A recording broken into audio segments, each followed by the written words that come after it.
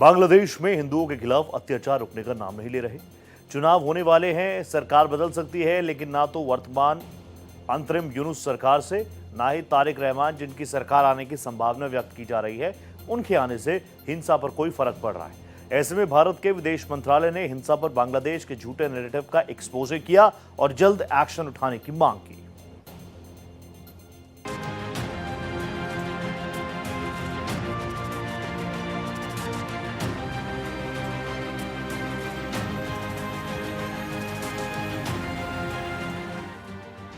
हिंसा की आग में धधक रहे बांग्लादेश में हिंदुओं पर हो रहे अत्याचार के खिलाफ भारत के कोने कोने में आक्रोश है।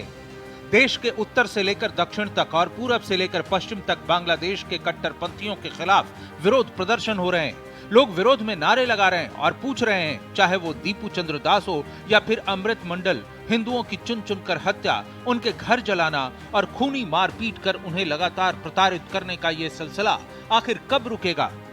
बांग्लादेश की यूनुस सरकार हो या फिर आगे तारिक रहमान की सरकार बनने की संभावना हो, किसी मोड़ पर आखिर हिंदुओं के खिलाफ ये खूनी तांडव रुक क्यों नहीं रहा?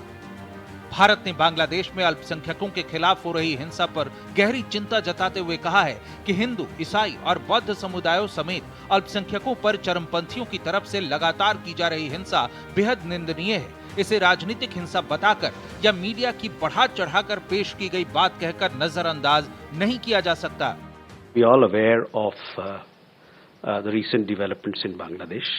We have been closely following them, and as far as law and order situation is concerned, I have been apprising you from time to time as to what our position has been or should be and is today. The unremitting hostility against minorities in Bangladesh, including Hindus, Christians and Buddhists at the hands of extremists, is a matter of grave concern. We condemn the recent gruesome killing of a Hindu youth in Maimen Singh and expect that the perpetrators of the crime would be brought to justice.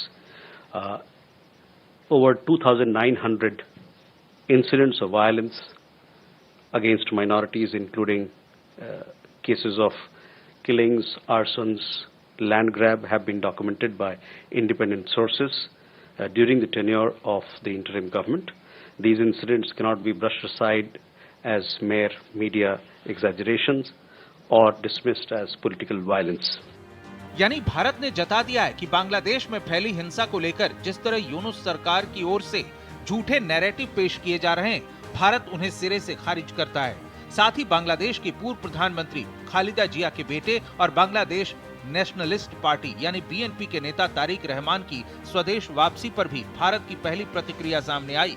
विदेश मंत्रालय ने रहमान की वापसी पर कहा कि भारत बांग्लादेश में स्वतंत्र और निष्पक्ष चुनावों का समर्थन करता है।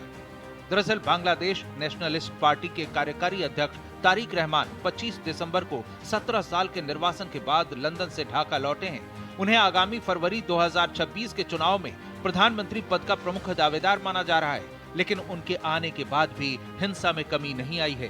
बांग्लादेश में दीपू चंद्र दास को बिना किसी आधार के ईश निंदा के आरोप में भीड़ ने पीट कर मार डाला था और फिर आग लगा दी थी, जिसे लेकर भारत के विदेश मंत्रालय ने कहा है कि भारत को उम्मीद है कि इस जघन्य अपराध के दोषियों को सख्त सजा दी जाएगी और उन्हें कानून के सामने लाया जाएगा। वहीं बांग्लादेश में हो रही इस हिंसा पर भारत की सत्ताधारी और विपक्षी पार्टियों ने भी अपना विरोध जताया है। बांग्लादेश का सवाल है, बांग्लादेश के हिंदुओं के साथ हम खड़े हैं, पूरा देश खड़ा है और मुझे लगता है कि अब अंतर्राष्ट्रीय समुदाय अगर इस बात पर चुप रहेगा तो वो लोग कितने सिलेक्टिव है, उनके लिए धर्मनिरपेक्षता, सेक्युलरिज्म ये कितनी सिलेक्टिव है, ये उसमें से ध्यान में आएगा।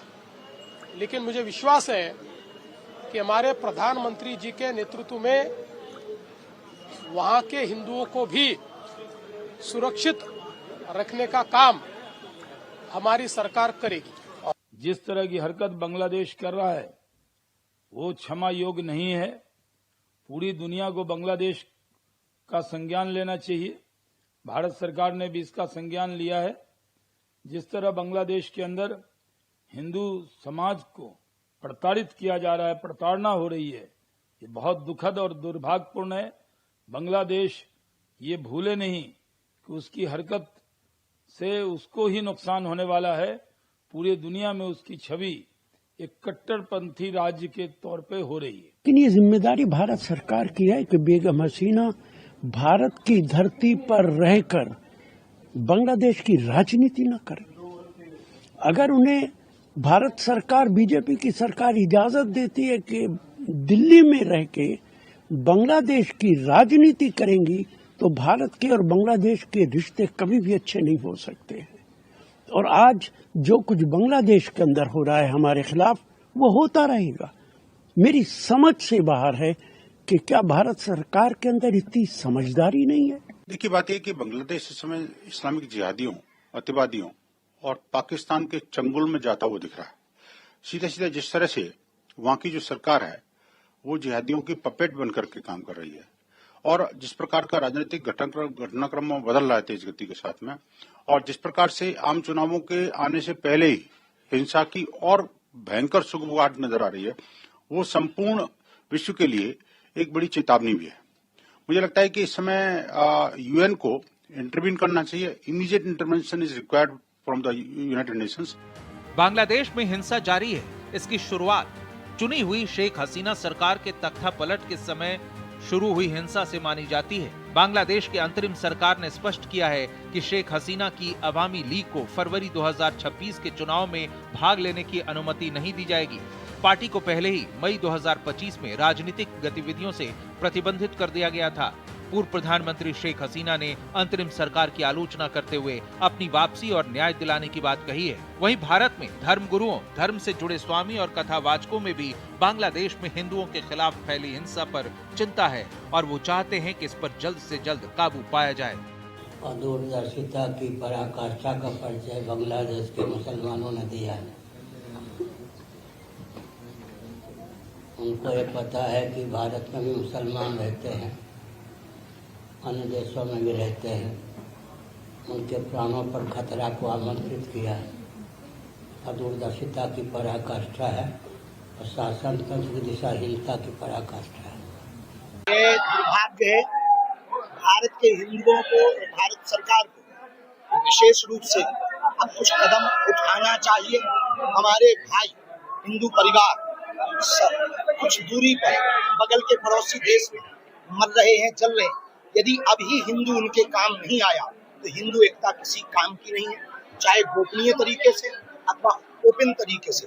भारत सरकार को कोई ठोस कदम हिंदुओं के लिए, बांग्लादेशी हिंदुओं के लिए उठाना जरूरी हो गया है।